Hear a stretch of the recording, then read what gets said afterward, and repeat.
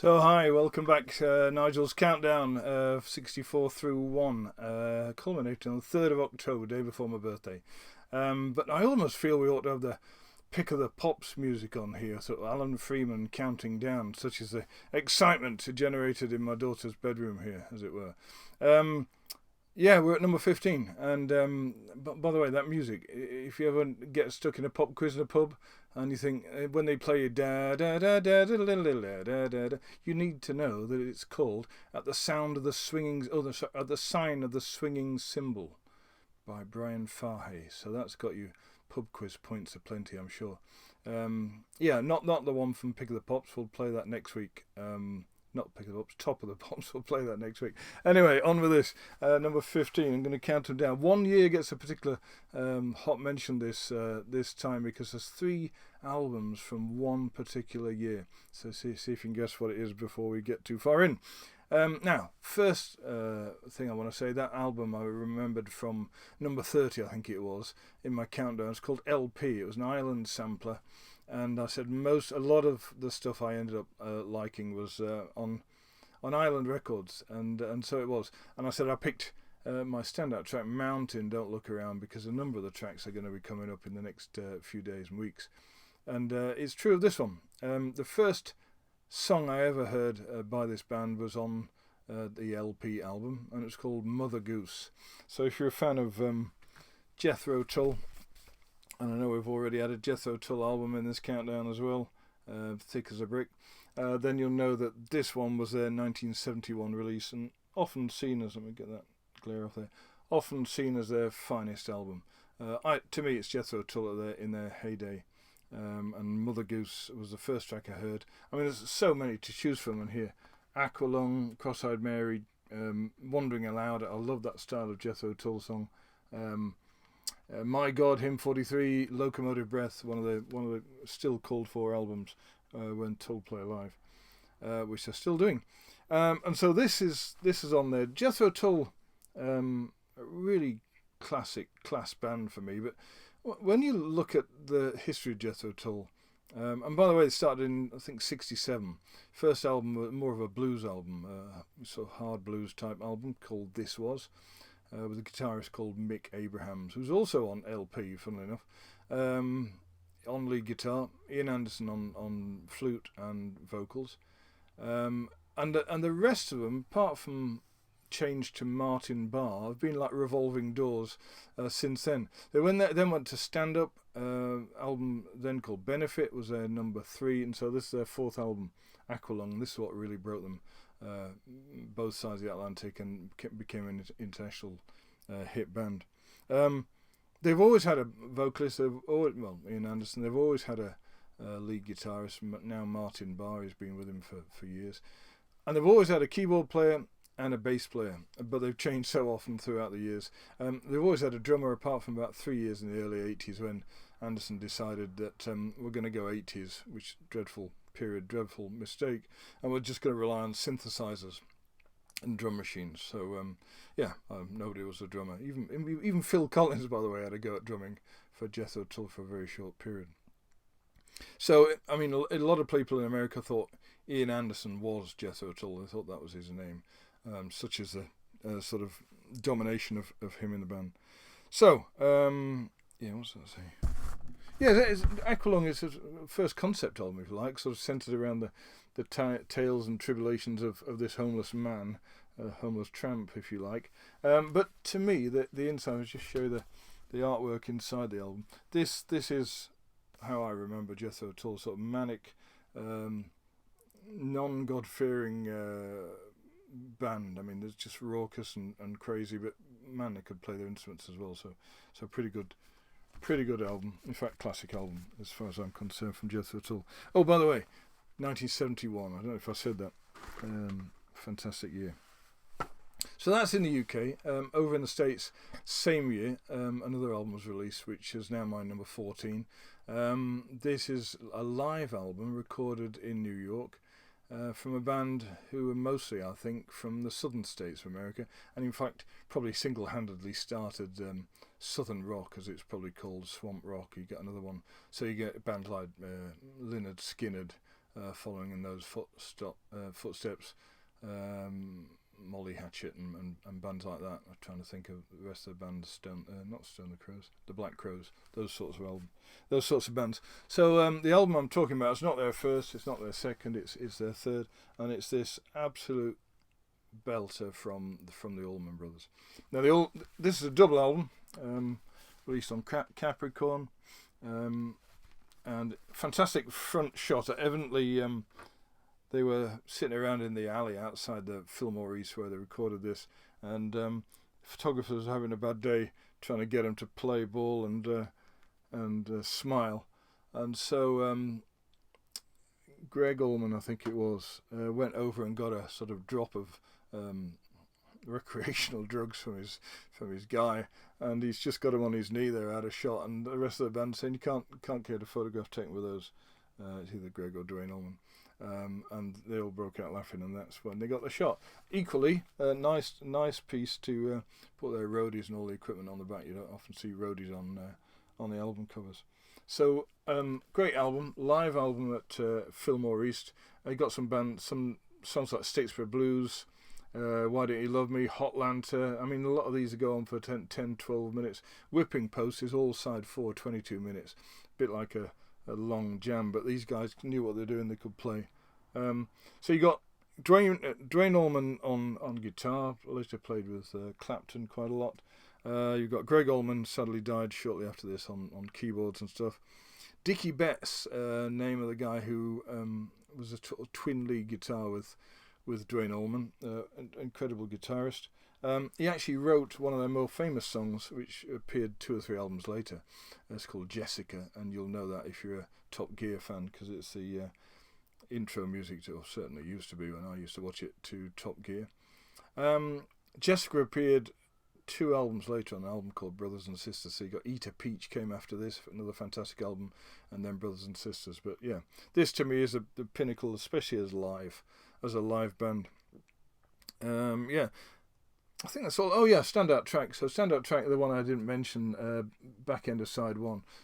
It's called Stormy Monday, or some kinds called Stormy Monday Blues. Blues written by T-Bone Walker, actually written in 1940, according to Myth or whatever it is. First released anyway in 1947. So we're predating rock and roll, as it were, by about 8 years there. And Stormy Monday was a track that B.B. King said influenced him to pick up guitar and go live on stage. So yeah, there's quite a high praise from that. And in fact, the connection between this album and this album, I don't know if you've got it yet, is that they both played Stormy Monday on stage as one of their standard tracks. It's actually on the Jethro Tull Living in the Past sort of best of that was released in the 90s, I think. Okay, so Allman Brothers at Fillmore East. Pick any of those albums, those first 3 or 4 albums, and you won't go far wrong. Yeah, in my opinion, anyway. Great guitarist. So, third, I'm going to go back to the UK, and we're still in 1971. So 3 on the run from 1971, and this is a band that I was really into in the early 70s. You'll have heard me talking about their lead vocalist. I think we covered one of his albums about 10 albums ago, a guy called Rod Stewart. But in the early 70s, he's releasing his own solo stuff, so that every picture tells a story and things like that. Gasoline Alley, stuff like that. But in and out of those forays, he was with a band called The Faces, and it's the Faces album I want to talk about next, called Nods as Good as a Wink to a Blind Horse. The rest of it's on the back. If you get the original of this, you'd not only get this cover and the puppets bit on the back, you also get some, I've never seen this, but shots of groupies and followed on naked on the inner sleeve. So I think we'll leave that there. It's not on my cover, I can tell you that. And this band is that original Good Time band. There's a few of them around the early 70s. Stone the Crows is another one. Just play it. Just get it out there. Rory Gallagher's in this vein as well. It was not about what do you look like. I guess for Rod Stewart later it was, and he would always like to turn himself out pretty well. But for the rest of the band, it wasn't about what you look like, and you wanted to look at the Allman Brothers. You only need to look at Jethro Tull to know that you could look like anything. Your teeth didn't have to be perfect, as long as you could play the instruments and write songs. You're in there. So it's sad to see the end of those days, really. Why are they my favourite band? Well, Rod Stewart's a great singer. Ronnie Lane was a great bassist. Ronnie Lane actually sings on 3 of these tracks on this thing, so you think, well, it's all Rod Stewart. It's not. It's some Ronnie Lane written songs and sung as well. Nice voice. So things like Debris, You're So Rude. And I actually do a really nice copy of Memphis by Chuck Berry as well, which is really good. This band stays dear to me because I used to go and watch bands, as you know, and half the time get in for free, and by linking around and talking to roadies and just being in on the act. This band, I can't remember if we got in for free or not. We were still there after the warm-up had gone. We were in the City Hall in Sheffield. We'd been to the bar and waiting, for the main act, and it seemed a long time for them to come on. There was an announcement, I remember, about 10 o'clock, when more or less the concert would have been starting to pull to an end. And the announcer said, "We're sorry to tell you that," I thought, here we go, "that the Faces have been held up on the motorway coming from wherever, and they will be late. If you want to hang on, hang on. If you don't, you'll get your money back if you present ticket stub on the way out." That's how it worked back in the day. So me and my friend Tony went, well, we're staying. So it was all down to the bar. The bar reopened, and I can't really remember this, but I think they came on at about 1 o'clock. So they arrived about 11:30. The City Hall stayed open, just wouldn't happen anymore. They just closed it down on licensing rules. But they came on about 1, and they played till about 4. They were all drunk as lords, but they often were, the Faces, when they went on stage. I remember Rod Stewart got a huge basket full of proper footballs, leather footballs, and was hammering them into the audience, and somebody nearly lost their life, sort of dangling over the top layer, not the circle, the one over the balcony, and almost died by diving over the side trying to find this football. And the end of it, Rod Stewart was trying to hit the big round chandelier thing in the City Hall and break a piece of glass off it, which he managed to do a little bit of, but not much. So that was just a riotous night, and they played most of this album through. My favourite track is near the end. I think it's a penultimate track. Yeah, it is. It's called Too Bad, and it's a great sort of lyric line. It's a great rocker. It's a really good beat about basically getting kicked out of parties because you don't fit in, and it resonated with me at the time. We weren't invited. Let's see what we can do. Let's see if we can get in, and we weren't gate crashers, but we were opportunists. So yeah, and that stays along. Yeah, I had to re-buy this album because mine got either worn out or pinched or something else, so it wasn't easy to find a good copy of that. Now, we're leaving 1971, you'll be pleased to hear, and going forward to 2006, but we are staying in Sheffield, so this is the last of the Sheffield references, and if you know Sheffield, and you know my musical tastes, you'll know it's probably not the Human League. It's not Cabaret Voltaire, it's not Penthouse and Pavement, the album, but let's think, and it's not even Pulp, and it could have been. I think my brother was guessing that Pulp will be in there, and they're not. We just actually had 2 from Richard Hawley, and of course the finest band, I think, let's get that right, ever to come out of Sheffield, and there have been a few good ones as well. Not even Def Leppard cracked these boys, in my opinion. So the Arctic Monkeys, 2006, got together in 2002, and this is their debut album. They did release, going around the clubs and pubs of Sheffield, evidently, downloads and stuff like that, which was turned into an album by somebody who collected them all together, sort of an unofficial bootleg album, but that's not counting. This was the fastest selling debut album ever in the UK. Whatever people say I am, that's what I'm not.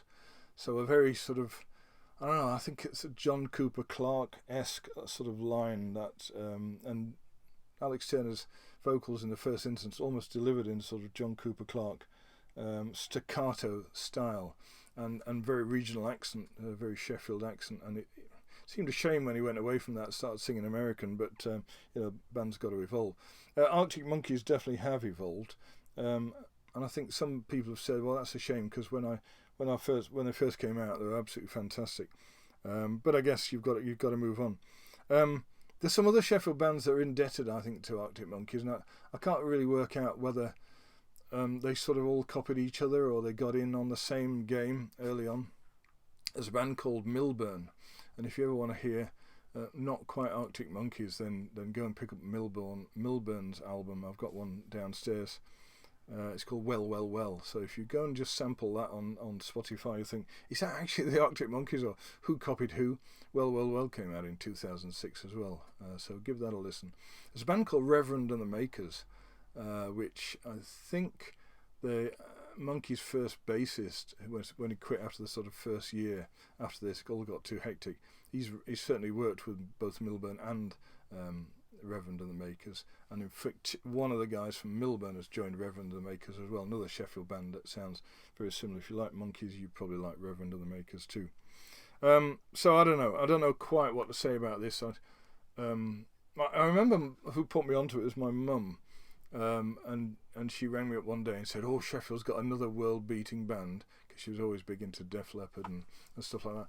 I said, Mum, the last band you said were going to be a world-beating band were Marty Kane, sort of cabaret singer from Sheffield, and I just thought, you come up with some lame band who's going to take on the world. So she said, no, sounds pretty good. Give it a listen. I think you might like it. Some nice lyrics, and the guy sings in a Sheffield accent. So that was tops for me, Mum. Little did she know that she was going to, predicting one of my favourite ever bands. Standout track, and look, we got on the View from the Afternoon. I bet you look good on the dance floor. Fake Tales of San Francisco, Dancing Shoes. I'm missing some out now, but Red Light Indicates Dark, Doors Are Secure, Ritz the Rubble, A Certain Romance. And in the middle of that lot, if that's not just a field of diamonds, you've got my favourite track on here called Mardy Bum. I guess you know what Mardy is. It's a sort of northern word meaning sort of crybaby almost, easily upset type thing. So Mardy Bum was somebody who takes the narc, if that's not another Sheffield phrase, and gets upset easily. So that's what Mardy Bum's all about. And a lot of these, and it's so simple, even I can pick out a lot of these tunes on guitar. So A Certain Romance, Riot Van and those sorts of things. They're not an elaborate band, but wow, hell, they can play really tightly as a band. And I guess that's from gigging early on, a bit like the Beatles did. What was I going to say about this? Nothing to add really. Sheffield band, Arctic Monkeys, gone to be one of the best-selling bands in the world, 2006. Enough said. So, last album. We're down to number 11, by the way. So next week we're going to do 10, 9, 8, and then I'm going to do 7 and 6 on their own, and then I go 5, 4, 3, 2, 1. One sort of quick 5-minute talk about each one. So the last one for 5 days, and we're back to 1971. Well, it's released in 72, this album, but it started recording in 1971, so I'm going to count it for that album for that reason alone.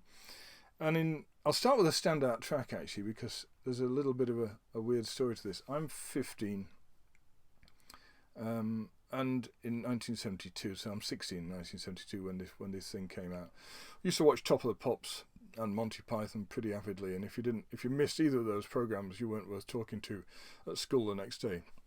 So we talk about Desmond Dekker, and we talk about a Marvin Gaye song, Stevie Wonder. We'd talk about Sweet and Slade and T-Rex and Mark the Hoople and any number of bands, Lieutenant Pigeon and people like this. You'd need to know your music, or else you get left out of the gang at school. But on this day, after this song came on, everybody just stood at school slack-jawed about, did you see that last night? What was it called? What was that band? And it's on this album. So I'll start out with the standout track for me is one called Starman. And simply because that was the one on Top of the Pops, and you got Bowie, which we've not really seen much of Bowie unless you'd followed Hunky Dory and some of the ones before that, and the Laughing Gnome, and Space Oddity and stuff like that. If you were sort of uber fan, you're into the thing early. I bought Hunky Dory before this, and it sort of was, it's prosaic and nice, and some good songs on it, and it's a great album. But this was something else. And so you got this in the middle of the glam era. You got Bowie looking like sort of Mark Bolan's brother. You've got Woody Woodman, see with these, and the other drummer. I can't remember the other guy's name. Two of them from Hull, actually, of all places. And Mick Ronson is the guy I want to really give a mention to, because Mick Ronson, I think, also from Hull, is a guy who sort of draped his arm across David Bowie and vice versa. And this just wasn't done back in the day. Okay, glam rock was glam rock, but to sort of be arm in arm like a pair of drunks singing on top of the pops, 12-string guitar for Bowie, Mick Ronson with this like snarling, growling 1968 Les Paul custom, absolutely amazing sound he got out of it. And I think me with Bowie, because I like a guitar sound, I like Les Paul's, I told you about that last week. I liked Bowie, but the way he went after that, I just didn't go with him. So I liked, well, you're not going to turn down things like Aladdin Sane. Pin-ups was a good thing, and he would go now through these different characters, as well documented by now. So you've got a period when he did Pin-ups, Aladdin Sane. You've got the low stuff, which I kept buying the albums, but I was just getting less and less enamoured by the stuff I was hearing. You got the Berlin sound of low. What else we got? Other sort of Let's Dance, a sort of funky stuff. Now, when I say that Mark Ronson's the best guitarist that has played with David Bowie, there's been quite a few good. Earl Slick was one of them. Stevie Ray Vaughan, for God's sake, even played on China Girl and a couple of other tracks. But it still doesn't match for me the sort of sound that they got as Ziggy Stardust and Spiders from Mars. So that's my standout track, Starman. Oh, there's lots on here. 5 Years. Lady Stardust, Hang On To Yourself, Ziggy Stardust, Suffragette City. So some classic stuff on here, but yeah, Starman for me simply because of the sort of feel he had that something different was going down in 1972 when you heard that. Having said that, it's not like now when you think, oh, there's a piece of news, what's going on in the news, what's going on in the pop charts. Every week there's something amazing in the 70s, and you think, what? Did you hear that? What? Got to get a hold of this album. It was the same with this as well. So, he's reinventing himself. I still like Bowie right until about China Girl, the end of that, and then it got all a bit bleak for me. But I've no doubt Black Star's best thing since Sliced Bread. It's just not my era, not my cup of tea. So this is a brilliant album, and I think even and I've got a Canadian pressing of this because it's not easy to find in good condition. Even the Canadians carry the maxim to be played at maximum volume, and when you do turn this up, the production is such on this album that you're in for a real treat. So that's 15 through 11, 4 from 1971 if you count Ziggy Stardust, actually from 72, one belter of a Sheffield band from 2006, the Arctic Monkeys, and I'll be back with you actually away next week, but I'm going to do 3 albums. 10, 9 and 8, and hope to see you again next time. Bye for now.